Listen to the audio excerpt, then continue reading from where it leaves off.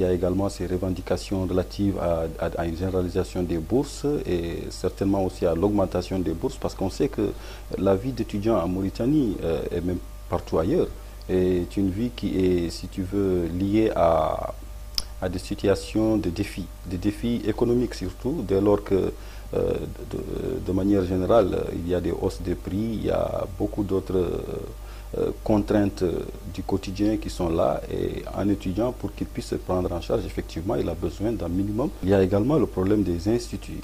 L'institut qui s'appelle ISERI, Institut islamique pour les recherches, en fait. Donc cet institut, ces étudiants sont le plus souvent confrontés également à des mouvements d'humeur du fait de la création d'une université dans le Hod el-Gharbi, à Ayoun notamment. Et on a constaté que cette semaine passée, il y a donc des affrontements relatifs à cela. Mais en toile de fond, il y a un enjeu politique derrière tous ces événements. Parce qu'on vit un contexte politique qui est, si vous voulez, relativement chancelant du point de vue des pouvoirs et des rapports de force, entre opposition et majorité d'abord, et entre forces idéologiques et d'autres forces économiques et politiques. Tout ceci fait que le système donc académique universitaire supérieur s'en trouve bien sûr ébranlé. Je crois que cette dérive, que je peux dire une dérive morale, éthique, est inédite dans ce sens. Jusqu'à présent, la communauté nationale, l'État n'arriveront pas à réduire quelques problèmes qui est posé sur le cadre de système éducatif en Mauritanie. Mais quand même, je crois que ces événements ne sont pas dits à ce système ou le contenu du système, parce que jusqu'à présent, on est rentré depuis la réforme 1999 dans une phase importante qui est à l'université, ce qu'on appelle le système LMD. C'est un système qui privilégie surtout la professionnalisation. Mais je crois que le problème n'est pas dû au système en tant que tel. Parce que les revendications qui sont posées par les étudiants n'ont pas parlé du système éducatif ou du contenu des modules ou des orientations, etc. Ils ont parlé des petites revendications. Je ne dirais pas petites pour minimiser leur déviance, mais je dirais qu'ils ont posé quelques problèmes pour le cadre de bourse. Ajouter la bourse était de 11 000, il faut qu'elle soit 15 000, l'administration a proclamé qu'elle sera vers 15 000 ouguiya et que jusqu'à présent, les autorités compétentes n'ont pas donné cette bourse. Ça, c'est un problème que les étudiants souvent posent. C'est normal qu'un étudiant fait la grève, c'est la bourse, ça c'est très normal. Nous avons toujours parmi nos revendications que l'université de Nouakchott ne répond pas aux exigences du monde tout simplement. Parce que si aujourd'hui les autorités de l'université ordonnent des policiers, plus de 600 policiers, à venir tabasser des étudiants, une trentaine d'étudiants, nous disons tout simplement que le système reste à voir et à étudier. Aujourd'hui, c'est 5 syndicats. C'est la majorité des syndicats qui est là aujourd'hui en coalition. Donc tous les étudiants sont avec nous. Seulement, il y a certains qui par peur, sont là, sont obligés de rester immobiles. Et ces semaines, on assiste de plus en plus à des affrontements, des violences et à des suspicions. Et c'est là où ça devient grave. Parce qu'à chaque fois qu'il y a revendication universitaire, à chaque fois qu'il y a grève, à chaque fois qu'il y a boycott de cours, alors les forces de l'ordre pensent qu'on ne peut régler les choses que dans la violence. Et aller jusqu'à assaillir un campus universitaire, sortir des étudiants de force, parler d'actes, par exemple, de vandalisme. On a vu par exemple les gens accuser les étudiants d'avoir brûlé le drapeau, parler de brûler la monnaie, déchirer, etc. Et il y a 2 ou 3 jours, il y a eu des arrestations, il y a eu d'autres situations où on est parti jusqu'à arrêter d'autres éléments qui ne sont pas censés faire partie, si vous voulez, de l'université. C'est ce qui a conduit par exemple à l'arrestation d'un jeune qui est coordinateur du mouvement Touche pas à ma nationalité. Hier, donc on était quel jour déjà? Hier on était samedi.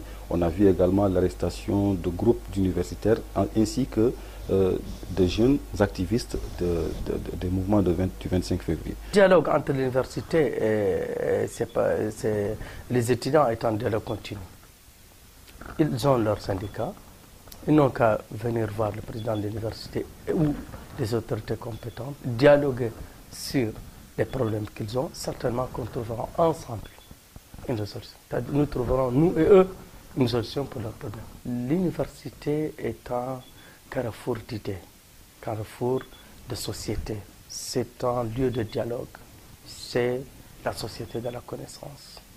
Donc, elle ne peut pas refuser le dialogue ni la liberté. C'est là où vraiment les Mauritaniens trouvent leur liberté. Ici, nous sommes libres. Et même la dernière réorganisation du système de l'enseignement supérieur a donné toute liberté aux professeurs de choix des doyens, des choix des chefs de département, des chefs de laboratoires, des choix des présidents d'université. C'est-à-dire qu'aucune nomination attendue ici qui doit nommer tel ou tel. Tout ici au choix, c'est-à-dire une démocratisation totale de ce système, ce qui dit que nous sommes avec les revendications, avec le dialogue, avec la grève, mais à condition qu'elles partent dans le sens de ce qui est de droit et ce qui est de stabilité. L'administration ne veut pas le dialogue, nous appelle parce que nous ne refusons aucune négociation. Nous savons que dans les actions syndicales, si l'on se lance dans les actions syndicales, c'est le dialogue qui fait avancer les choses. Mais aucun doyen, ni le président de l'université, personne ne nous a appelé pour le dialogue. Et là, nous allons poursuivre notre combat jusqu'au bout. Le président de l'université, je me rappelle, il y a cela quelques jours seulement, m'appelait pour dire, il me le disait à chaque fois d'ailleurs, tout simplement que de l'aider. Il nous disait de l'aider. Moi, je suis votre parent. C'est la première fois que Negro, mais vous ne pouvez pas, il nous disait, vous ne pouvez pas voir ce qui se passe. C'est la première fois que Negro accède à ce poste-là. Donc aidez-moi à maintenir ce poste. Donc n'allez pas en coalition avec les autres syndicats. Les autres syndicats, c'est qui? C'est les morts. Donc celui-là, il fait tous les moyens pour nous diviser encore de plus pour maintenir ce poste. On nous a dit il y a quelques semaines que les étudiants ont brûlé le drapeau national à l'intérieur de l'université. Les étudiants ont rétorqué, nous avons une vidéo qui prouve que ce sont les autorités elles-mêmes qui ont brûlé ce drapeau pour nous accabler. Vous voyez un peu. Alors, hier, 11 février, on nous a parlé de bus qui ont été brûlés par des personnes encagoulées, des inconnus. Les pouvoirs essaient d'accuser les étudiants. Les étudiants disent non, ce n'était pas nous. Et même les éléments du 25 février disent que ce sont effectivement les pouvoirs publics, en fait les autorités qui ont fait ce jeu pour accuser davantage les jeunes. Ce jeu est un jeu dépassé aujourd'hui, parce qu'on est dans un système où tout se sait, tout peut se comprendre. Ici, dans ce département-là, les professeurs ont été agressés. On leur a dit, vous sortez dans 2 minutes, sinon nous allons vous brûler avec le contenu de ce bureau. Il y a un professeur, M. Bakarik, donc je suis désolé qu'il a été agressé, malheureusement, physiquement, il a été touché. Ils ont posé d'autres problèmes concernant le problème qu'on connaît tous, c'est celle de l'ISERI. L'ISERI, ça ne dépend pas de l'université. Essentiellement, la plupart de la plateforme revendicative des problèmes ne dépend pas de l'université, ce qui est important. Parce que le problème de bourse, on a créé des œuvres universitaires, c'est une institution indépendante de l'université, donc celui qui a un problème de bourse ou de retard de bourse ou l'ajout de bourse doit justement s'adresser à cette institution qui est la compétente, ce que le président de l'université a dit. Mais malgré tout, nous l'avons dit que nous pouvons discuter avec les autorités compétentes pour voir à quel niveau nous pouvons résoudre ce problème, si le problème il y a. Nous luttons contre toute forme de violence ou de perturbation. Donc ce drapeau, aucun de nos militants n'a touché à ce drapeau. Ce sont les vigiles qui sont à l'université, qui sont venus à l'après-midi de la journée du jeudi, sont venus tout simplement et ils sont venus faire descendre le drapeau. Nous on était là, nous avons vu. D'ailleurs même le drapeau national mauritanien, RIMA quoi. On a vu dans des ministères ici et autres, même à la présidence de la République, les drapeaux sont déchirés en deux. Et le drapeau national, de toutes les façons, n'avons rien à voir et que ce sont des accusations mensongères. Tout cela explique une carence des pouvoirs publics. Parce que dès l'instant où les pouvoirs publics ne parviennent pas à répondre efficacement aux revendications étudiantes, ils cherchent des boucs émissaires. Et c'est là où ça devient encore dangereux, parce qu'on donne l'occasion, si vous voulez, à d'autres forces de se mêler de cela. Et c'est ce qu'on a vu, parce qu'on a vu hier, qu'avec l'arrestation des étudiants, ce sont les partis politiques, ce sont les activistes de droits de l'homme qui se sont mobilisés et qui sont partis chercher à faire sortir les étudiants. Où sont les pouvoirs publics? Pourquoi ne répondraient-ils pas aux revendications des étudiants? Tout cela, donc, nous révèle, si vous voulez, une défaillance d'un système académique qui est lié à un système de gouvernance politique qui n'est pas transparent. Dans les écoles publiques d'enseignement général, nous avons seulement les enfants de ceux qui n'ont pas les moyens. Mais tous les barons du pouvoir, toute la bourgeoisie qui s'est constituée ici en Mauritanie, envoie ses enfants dans les écoles privées, et généralement des écoles privées étrangères, qui n'enseignent pas le programme mauritanien.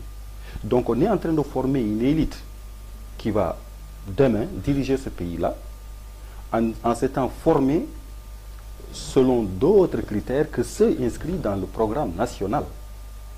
Alors ceux qui vont suivre ce programme national-là, eh bien, ils ne sont pas outillés pour pouvoir résister à un système de domination qui est déjà programmé. Toutes les réformes qui ont eu lieu ont échoué.